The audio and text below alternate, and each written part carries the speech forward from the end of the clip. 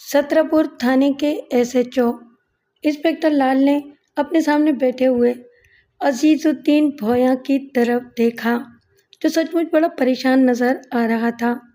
اس نے رومال سے اپنے ماتھے کا پسینہ پونچھا، پھر ایک گہرا سانس لے کر بولا، انسپکٹر صاحب، میں بڑی امید لے کر آپ کے پاس آیا ہوں۔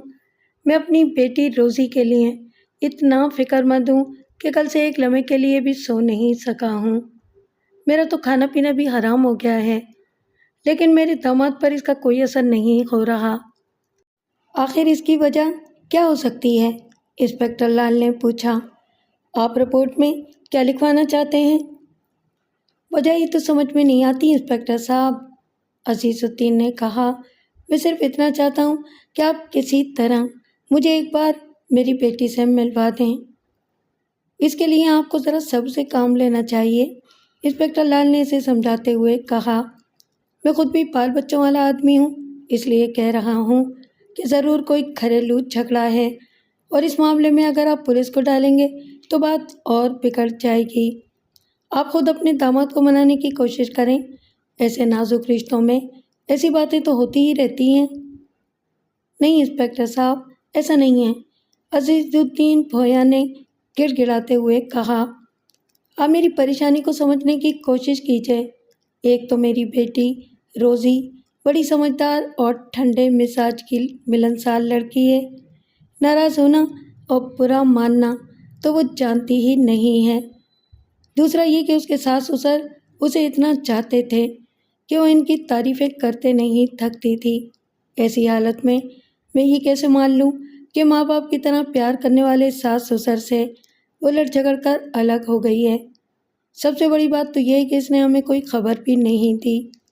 ابھی تھانے میں یہ باتیں ہو ہی رہی تھیں کہ ایک سپاہی نے اندر آ کر انسپکٹر لال سے کہا، سر، بس اڈے کی جانب پچھلی طرف ایک جوان عورت کی لاش پڑی ہے۔ انسپکٹر لال نے سپاہی سے ایک دو باتیں پوچھیں، پھر اپنی کرسی سے اٹھتے ہوئے عزیز الدین سے کہا، میں جا رہا ہوں عزیز الدین صاحب، آپ ایسا کریں کہ ایک بار پھر اپنے داماد کو سمجھائیں۔ اس کام میں آپ اڑوس پڑوس کے بزرگوں سے بھی مدد لے سکتے ہیں۔ اگر اس کے باوجود بات نہ بنی تو پھر مجھے بتائیے گا۔ اتنا کہہ کر انسپکٹر لال اپنے چند لوگوں کو ساتھ لے کر بس اڈے کی جانب روانہ ہو گیا۔ جائے وقوعہ پر لوگوں کی بھیڑ جمی ہوئی تھی، لیکن پولیس والوں کو دیکھتے ہی بھیڑ ادھر ادھر منتشر ہو گئی۔ انسپکٹر لال نے لاش کو جا کر دیکھا تو پہلی ہی نظر میں سمجھ گیا کہ یہ آبرو ریزی کا معاملہ ہے۔ مقتولہ 24-25 سے زیادہ کی نہیں تھی۔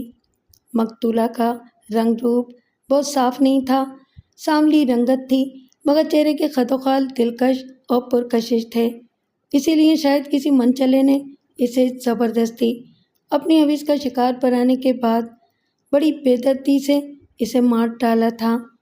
اس کے قتل کے بعد قاتل نے اس کے چہرے کو بھی بری طرح مسخ کر دیا تھا تاکہ اس کی شناخت نہ ہو سکے، لیکن انسپکٹر لال کو قاتل کوئی کچا کھلاڑی ہی لگا تھا، کیونکہ مقتولہ کا چہرہ خراب کرنے کے باوجود اس نے اپنے پکڑے جانے کے بہت سے راستے کھلے چھوڑ دیے تھے۔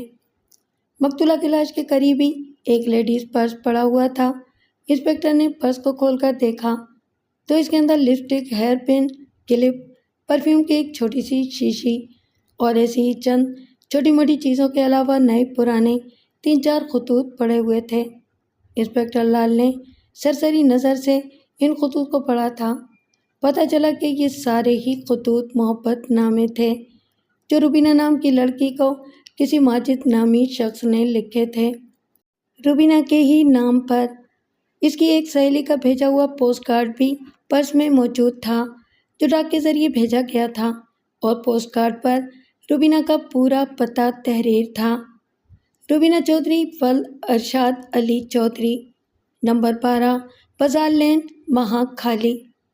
ان خطوط کو دیکھنے کے بعد انسپکٹر لال کو یقین ہو گیا کہ مقتولہ روبینہ چودھری ہی ہوگی۔ اس کے ساتھ ساتھ اسے یہ بھی یاد آنے لگا کہ تھوڑی دیر پہلے تھانے میں عزیز الدین بھویا نے اپنے داماد کی شکایت کرتے ہوئے اس کا نام ماجد ہی بتایا تھا، اور وہ ماجد بھی महाखाली का ही रहने वाला था। इंस्पेक्टर लाल की हिदायत पर सब इंस्पेक्टर आलम ने जल्दी जल्दी लाश का पंचनामा तैयार करके इसे पोस्टमार्टम के लिए अस्पताल भिजवा दिया। थाने वापस आकर इंस्पेक्टर लाल ने दफ़ा 302 के तहत केस दर्ज करके अपने ऑफिसर्स को आगाह किया और फिर इनकी हिदायत के मुताबिक इस केस की तफ्तीश का काम सब इंस्पेक्टर आलम को सौंप दिया। केस हाथ में आते ही सब इंस्पेक्टर आलम ने सबसे पहले महाखाली जाने का फैसला किया, क्योंकि सबसे पहले ये तस्दीक ज़रूरी थी कि मरने वाली वाकई रुबीना चौधरी है या नहीं। दूसरी तरफ इंस्पेक्टर लाल अपने दिल में पैदा होने वाले शक को दूर करने के लिए बेचैन था, इसलिए इसने अजीज़ुद्दीन भोया की शिकायत पर पूछगछ करने के लिए इसके दामाद माजिद को थाने बुलवा लिया। इंस्पेक्टर लाल ने मकतूला की लाश की कई एक तस्वीरें पहले ही बनवा ली थीं और इन तस्वीरों को वो जानबूझकर अपनी मेज़ पर फैलाए इन्हें देख रहा था। इसी वक्त अजीज़ुद्दीन का दामाद इजाज़त लेकर इसके कमरे में दाखिल हुआ। इंस्पेक्टर लाल ने सर उठाकर इसकी तरफ देखा और फिर अपने सामने वाली कुर्सी पर बैठने का इशारा किया। माजिद शुक्रिया अदा करके कुर्सी पर बैठते ही चौंक पड़ा। फैली हुई तस्वीरों पर नज़र पड़ते ही वो चीख पड़ा, ये तो रुबीना की तस्वीर है, मगर ये इस हालत में। इंस्पेक्टर लाल की आंखें चमक उठीं और उसने जल्दी से पूछा, क्या तुम इसे पहचानते हो? कौन है ये? कहाँ घर है इसका? असल में मैं तहसील महाखाली का रहने वाला हूँ, माजिद बोला, और ये रुबीना मेरे पड़ोस में रहने वाले इमामुद्दीन चौधरी की बेटी है। ताज्जुब है? इंस्पेक्टर लाल ने माजिद के चेहरे को ध्यान से देखते हुए कहा, कातिल ने तो इसका चेहरा कुचल दिया है, लेकिन तब भी तुमने एक नज़र में इसे पहचान लिया, बड़ी हैरत की बात है। मैं तो इसे हज़ारों में भी चेहरा देखे बगैर भी पहचान सकता हूँ, माजिद बड़े सुकून से बोला। दरअसल हम दोनों एक दूसरे से मोहब्बत करते थे इंस्पेक्टर साहब। हमारे जिस्म अलग अलग ज़रूर थे, लेकिन रूह एक ही थी। हम एक दूसरे को बहुत चाहते थे, लेकिन ऊंच नीच होती कर ख़ानदानी बंधनों की वजह से हमारी शादी नहीं हो सकी।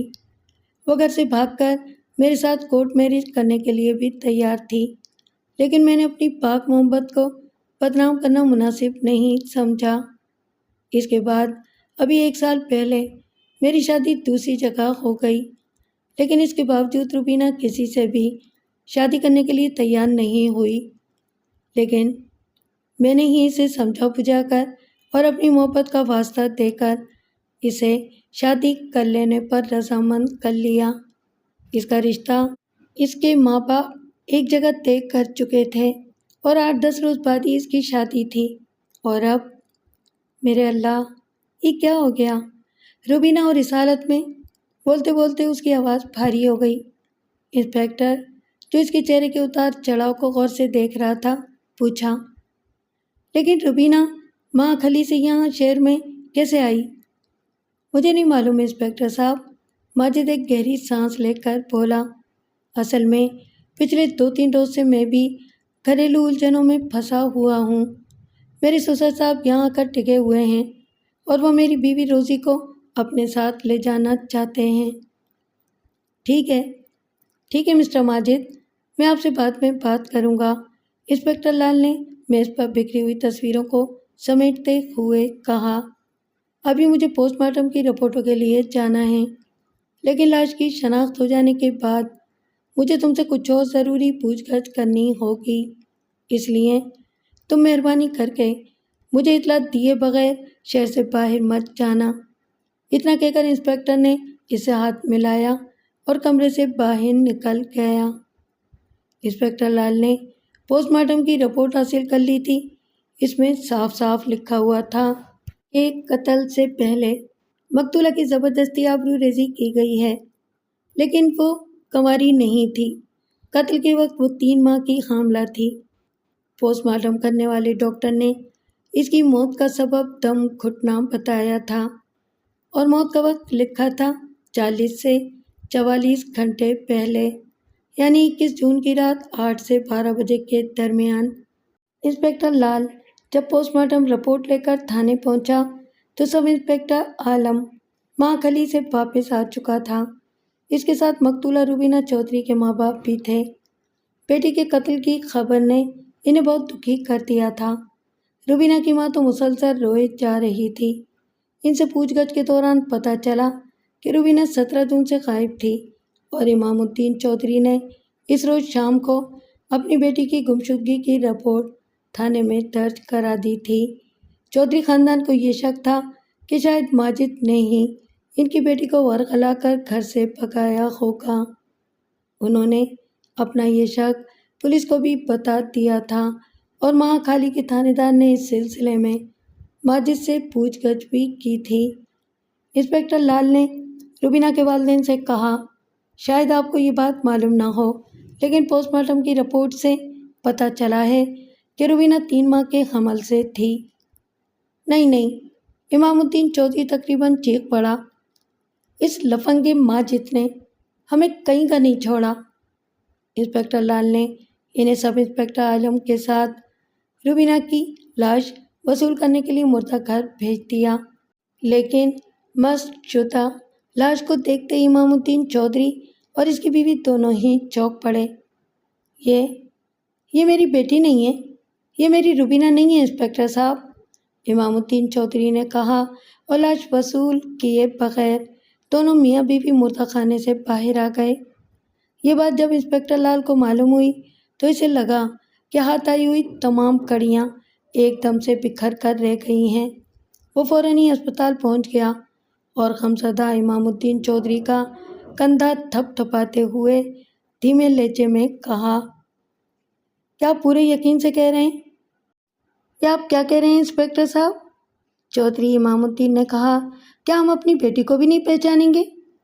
اس کا چہرہ بگاڑ دیا گیا ہے تو کیا ہوا، یہ دیکھیے۔ اتنا کہہ کر چودھری امام الدین نے لاش کا بایاں ہاتھ سیدھا کر کے اس کی کلائی کی جانب اشارہ کرتے ہوئے کہا، روبینہ جب 12-13 برس کی تھی تو ایک دن اپنی دادی کے ساتھ ایک میلہ دیکھنے گئی تھی جہاں اس نے دوسری لڑکیوں کی دیکھا دیکھی ضد کر کے اپنی بائیں کلائی پر بھی اپنا نام لکھوایا تھا۔ جسم کے کسی حصے پر لکھے جانے والے نام ایک خاص انداز سے گودے جاتے ہیں جو زندگی بھر نہیں مٹتے۔ انسپکٹر لال کے لیے یہ ایک بالکل نیا اور حیرت انگیز انکشاف تھا۔ یکایک اس کی آنکھوں میں ایک عجیب سی چمک لہرا گئی اور وہ تیزی سے اٹھ کر کھڑا ہو گیا۔ باہر آ کر اس نے سب انسپکٹر عالم کو اپنے ساتھ چلنے کا اشارہ کیا اور پھر اس کی جیپ تیزی سے ماجد کے گھر کی جانب دوڑنے لگی۔ جس وقت انسپکٹر لال کی جیپ ماجد کے گھر کے سامنے پہنچی تھی تو اس وقت دن کے 4 بجے تھے۔ ماجد اس وقت گھر کے دروازے پر ہی کھڑا اپنے سسر عزیز الدین بھویاں سے باتیں کر رہا تھا۔ عزیز الدین ابھی تک اپنی بیٹی روزی سے ملنے کی ضد کر رہے تھے۔ سسر اور داماد اس وقت بہت غصے میں نظر آ رہے تھے، لیکن پولیس کی جیپ سے انسپکٹر لال اور انسپکٹر عالم کو اترتے دیکھ کر ماجد بالکل چپ ہو گیا، لیکن عزیز الدین انسپکٹر کی طرف بڑھتے ہوئے بولا، اب مجھے آپ ہی کا سہارا ہے انسپکٹر صاحب، اگر آپ بھی مجھے میری بیٹی سے نہیں ملوائیں گے تو مجبور ہو کر مجھے عدالت میں جانا ہوگا۔ یہ کیسا ظلم ہے کہ ایک باپ اپنی بیٹی سے مل بھی نہیں سکتا؟ پلیز آپ کچھ کریں۔ لیکن اس سے پہلے کہ انسپکٹر لال کوئی جواب دیتا، ماجد جلدی سے بول پڑا، آپ ہی بتائیے انسپکٹر صاحب، روزی کو نہ جانے کیا ہو گیا ہے کہ وہ اپنے میکے والوں سے نہ ملنے کی قسم کھائے بیٹھی ہے۔ ایسے میں بھلا کیا کر سکتا ہوں؟ میں سے یہی تو پوچھنا چاہتا ہوں کہ وہ ہم لوگوں سے کیوں ملنا نہیں چاہتی، عزیز الدین نے کہا اور پھر دونوں ہاتھ جوڑ کر اپنے داماد سے التجا آمیز لہجے میں بولا، میرے بیٹے، میری اتنی سی بات مان لو اور صرف چند منٹ کے لیے مجھے میری بیٹی سے ملوا دو۔ آپ تو جانتے ہیں، ماجد نے کہا، آپ جب بھی اس سے ملنے کے لیے آئے ہیں اس نے ہمیشہ ہی اپنے کمرے کا دروازہ بند کر لیا ہے، اسی لیے میں کہہ رہا ہوں کہ اس وقت وہ غصے میں ہے۔ پلیز آپ اپنی ضد چھوڑ دیں اور چلے جائیں یہاں سے۔ مجھے ڈر ہے کہ وہ کہیں کچھ کر نہ لے۔ میں دھیرے دھیرے اسے سمجھانے کی کوشش کروں گا۔ عزیز میاں، انسپکٹر لال نے کچھ کھوئے کھوئے لہجے میں کہا، میں اس وقت ماجد سے کچھ اور پوچھنے آیا ہوں۔ تب تک آپ میری جیپ میں جا کر بیٹھ جائیں، پھر تھانے واپس جا کر میں آپ کا مسئلہ بھی حل کر دوں گا۔ ٹھیک ہے، یہ کہہ کر عزیز الدین جیپ کی طرف چلا گیا۔ اس کے جانے کے بعد انسپکٹر لال نے بڑے رازدارانہ لہجے میں ماجد سے پوچھا، ماجد، کیا تمہیں پورا یقین ہے کہ وہ لاش روبینہ چودھری ہی کی تھی؟ جی ہاں، ماجد نے کہا۔ آپ کو شک کیوں ہو رہا ہے؟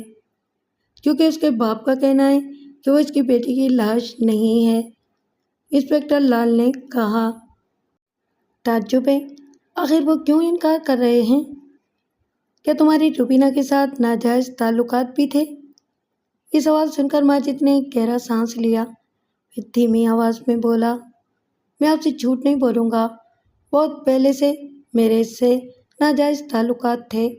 ہم دونوں میں بہت پیار تھا، بہت بار ہمارے درمیان ناجائز تعلقات قائم ہوئے، لیکن اپنی شادی کے بعد میں نے کبھی اس سے ان تعلقات کی تجدید نہیں کی۔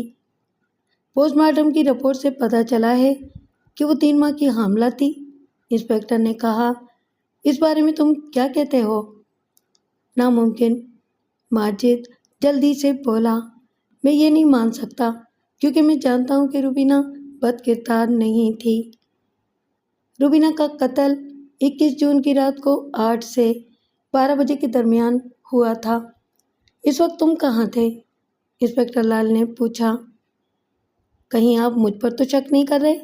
ماجد نے دھیرے سے پوچھا۔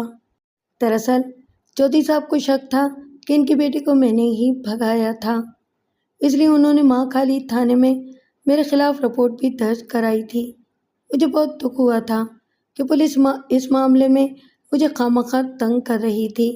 21 تاریخ کی رات کو بھی ماں کھالی کے تھانے پر مجھ سے پوچھ گچھ کی جا رہی تھی، اور وہاں سے آدھی رات کو مجھے گھر جانے کی اجازت مل گئی۔ انسپکٹر نے کہا، ٹھیک ہے ماجد، ضرورت پڑی تو پھر تم سے ملاقات کروں گا۔ پھر چلتے چلتے انسپکٹر لال اس طرح رکا جیسے کوئی بات یاد آ گئی ہو، اور وہ پلٹ کر بولا، ہاں تمہاری سسر کا کیا چکر ہے؟ یہ باپ بیٹی کا جھگڑا ہے انسپکٹر صاحب، ماجد بولا۔ روزی کسی بات پر اپنے گھر والوں سے اتنی ناراض ہے کہ ان کی شکل بھی دیکھنا نہیں چاہتی۔ کیا ایک بار میں تمہاری بیوی سے مل سکتا ہوں؟ انسپکٹر نے پوچھا۔ ماجد کے چہرے پر ایک لمحے کے لیے گھبراہٹ کے آثار نظر آئے، مگر پھر وہ فوراً ہی سنبھل کر بولا، ہاں ہاں، کیوں نہیں، آئیے۔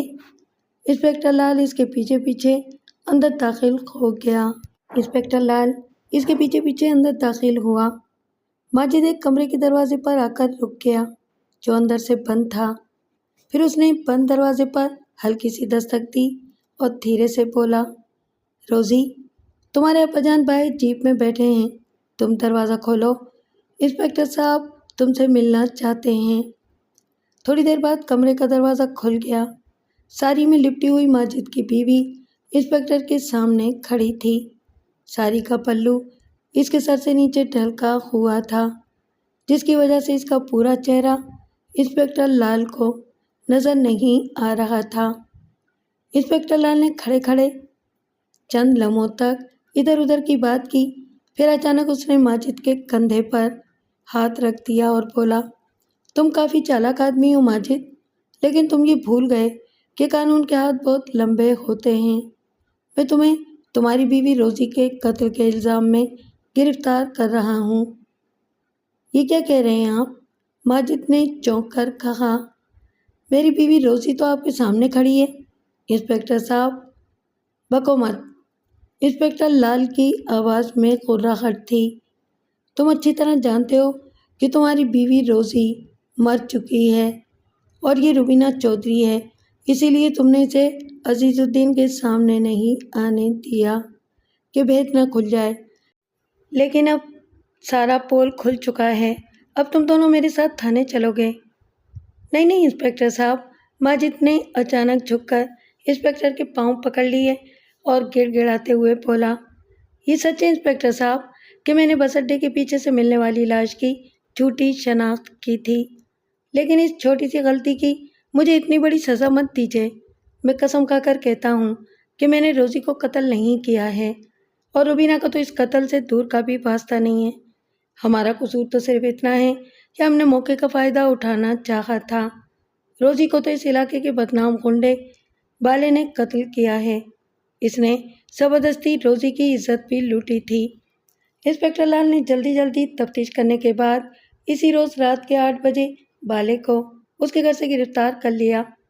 تمام مجرموں کی طرح بالا بھی کافی دیر تک خود کو بے گناہ بتاتا رہا اور خود کو بچانے کے لیے طرح طرح کی باتیں بناتا رہا، لیکن جب پولیس کا رویہ سخت ہوا تو اس کی ہمت جواب دے گئی اور وہ ٹوٹ گیا۔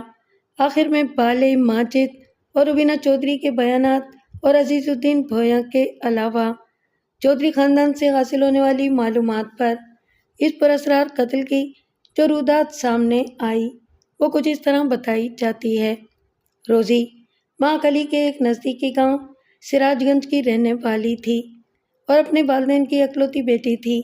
عزیز الدین بھویاں نے بڑے لاڈ پیار سے روزی کی پرورش کی تھی۔ ان کے خاندان میں چونکہ لڑکیوں کو زیادہ پڑھانے لکھانے کا رواج نہیں تھا، مگر پھر بھی روزی کے شوق کو دیکھتے ہوئے عزیز الدین بھویاں نے اسے ہائی اسکول تک تعلیم دلوائی تھی۔ روزی کی شادی مہاکلی کے رہنے والے نوجوان ماجد کے ساتھ 1992 میں ہوئی تھی۔ یہ رشتہ عزیز الدین بھویاں کے ایک پرانے دوست نے طے کرایا تھا۔ اس وقت ماجد اپنی تعلیم مکمل کر کے کوئی نجی کاروبار کرنے کی سوچ رہا تھا۔ ماجد بچپن ہی سے رنگین مزاج تھا۔ جب وہ انٹر میں تھا تو انہی دنوں روبینہ چودھری سے اس کے تعلقات ہو گئے اور پھر جلدی ان دونوں میں ناجائز تعلق بھی قائم ہو گیا۔ محبت کا جادو سر چڑھ کر بول رہا تھا اور وہ دونوں زندگی بھر ساتھ نبھانے کے سپنے دیکھ رہے تھے، لیکن ماجد کے گھر والوں نے روزی کے ساتھ اس کا رشتہ طے کر کے اس کے پیار کے آگے ایک دیوار سی کھڑی کر دی تھی۔ لیکن اس کے باوجود روبینہ اور ماجد کا ملنا جلنا بند نہیں ہوا، البتہ وہ پہلے سے زیادہ چوکنا رہنے لگے تھے۔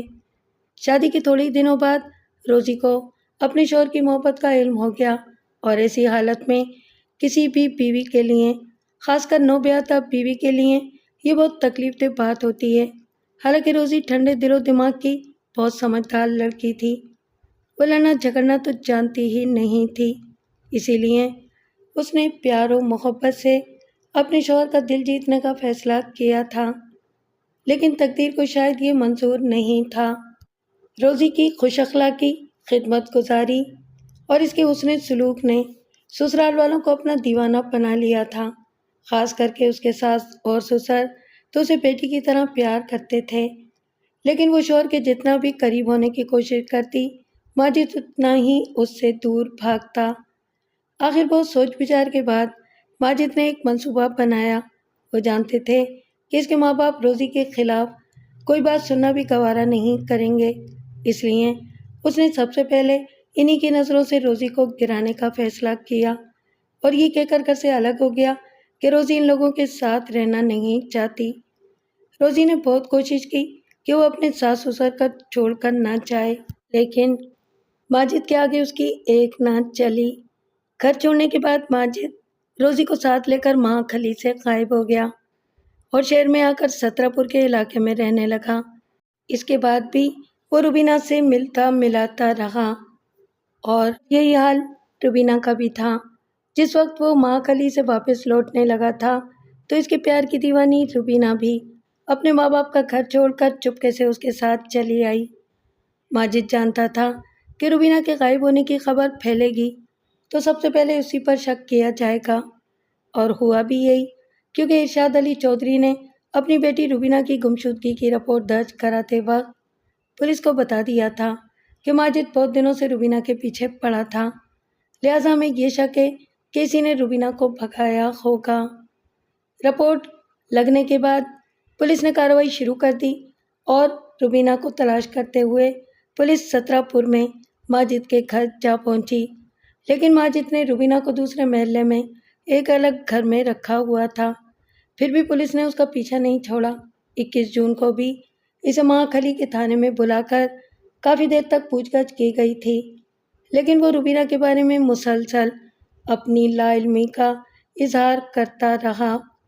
रात तकरीबन 9 बजे उसे महाखली थाने से घर जाने की इजाज़त मिली, तो वो बस के ज़रिए सतरापुर वापस आ गया।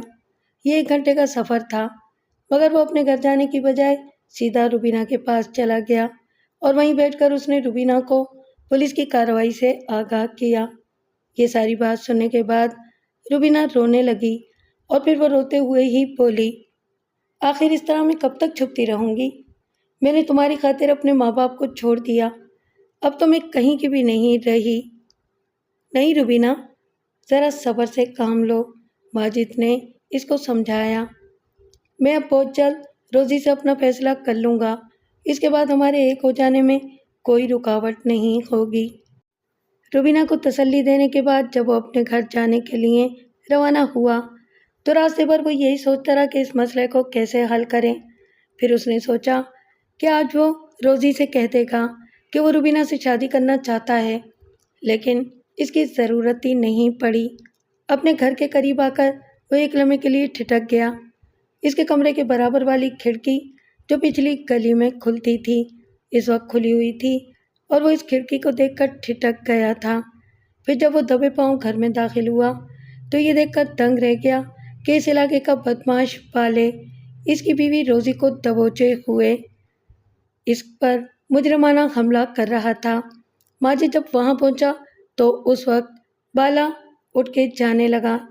वो उठ ही रहा था कि रोज़ी ने इसको गिरबान से पकड़ लिया और पागलों की तरह इसको मारने पीटने लगी। वो चीख चीख कर कह रही थी, सलील कमीने कुत्ते, मैं तुझे जिंदा नहीं छोड़ूंगी, अभी मैं शोर मचाकर महल्ले को इकट्ठा करती हूँ। बाले ने अपना गिरबान छुड़ाकर इसे जोर से धक्का देकर धमकाया, अब अगर मुंह से आवाज़ निकाली तो तेरा गला दबा दूंगा। रोज़ी दीवार से टकराकर मट्टी के ढेर की तरह फर्श पर आ गिरी। इसका सर दीवार से बुरी तरह टकराया था, जिसकी वजह से शायद वो बेहोश हो गई थी। मौका पाकर बाला भागने के लिए दरवाजे की जानिब मुड़ा तो सामने माजिद को खड़ा देखकर सन्नाटे में रह गया। इसी वक्त बाले की धमकी सुनकर माजिद को रोज़ी से जान छुड़ाने की अच्छी तरकीब समझ में आ गई थी, इसलिए इसने बाले को धमकाते हुए कहा था कि या तो वो हमेशा के लिए रोज़ी को ख़त्म करके अपने गुनाह के दाग को मिटा दे, या फिर वो अभी शोर मचाकर पूरा महल्ला इकट्ठे कर लेगा। माजिद की ये धमकी सुनकर बाले को अपनी मौजूदा हालत का जल्दी एहसास हो गया। वो इस वक्त माजिद के घर में ही मौजूद था और इसके आधे कपड़े इसके जिस्म पर थे और आधे हाथ में। लिहाजा अपनी इज्जत और अपनी जान बचाने के लिए उसने बेहोश पड़ी हुई रोज़ी का गला घोंट दिया और शनाख्त मिटाने के लिए उसका चेहरा कुचलने के बाद इसकी लाश को उठाकर रात के अंधेरे में ही बस अड्डे के पिछवाड़े वाली झाड़ियों में फेंक आया। बाले के जाने के बाद माजिद सीधा रुबीना के पास पहुंच गया और इसे रात को ही अपने घर ले आया। फिर इसने रुबीना का पर्स ले जाकर रोज़ी की लाश के पास फेंक दिया ताकि लोग यही समझें कि ये लाश रुबीना चौधरी की ही है। माजिद ने सोच लिया था कि वो 1-2 दिनों में ही ये जगह छोड़ देगा और रुबीना को साथ लेकर किसी दूसरे शहर में चैन से रहेगा, लेकिन माजिद ये भूल गया था कि रुबीना ने अपनी बाईं कलाई पर अपना नाम खुदवा रखा है। दूसरी गड़बड़ ये हुई कि रोज़ी का बाप रोज़ी को ढूंढता हुआ सतरापुर पहुंच गया था। पहले तो वो माजिद से मिलकर चंद रोज़ के लिए बेटी को अपने घर ले जाने की बात कहता रहा और फिर इसे मिलने की जिद करने लगा। ये देखकर माजिद ने ढिठाई से बहाना बना दिया कि रोज़ी अपने ख़ानदान वालों से नाराज़ है और वो किसी का मुंह भी देखना नहीं चाहती। इंस्पेक्टर लाल ने बड़ी होशियारी से इन सारे राज का पर्दा चाक करके रोज़ी के कत्ल के इल्ज़ाम में, बल्कि कत्ल के जुर्म में बाले को गिरफ्तार कर लिया। इस कत्ल के लिए चूँकि इसे माजिद ने उकसाया था, इसलिए वो भी इस जुर्म में बराबर का शरीक था। 2 जुलाई को पुलिस ने बाले और माजिद को अदालत में पेश करके रिमांड पर जेल भेज दिया था। اور روبینہ چودھری کو ضروری کارروائی کے بعد اس کے والدین کے سپرد کر دیا گیا۔ بعد میں جب مقدمہ چلا تو روبینہ چودھری سلطانی گواہ بن گئی۔ عدالت نے بالغ کو آبروریزی اور قتل کا مجرم سمجھتے ہوئے 12 سال قید بامشقت کی سزا سنا دی اور ماجد کو بھی 10 سال کی سزا ہو گئی۔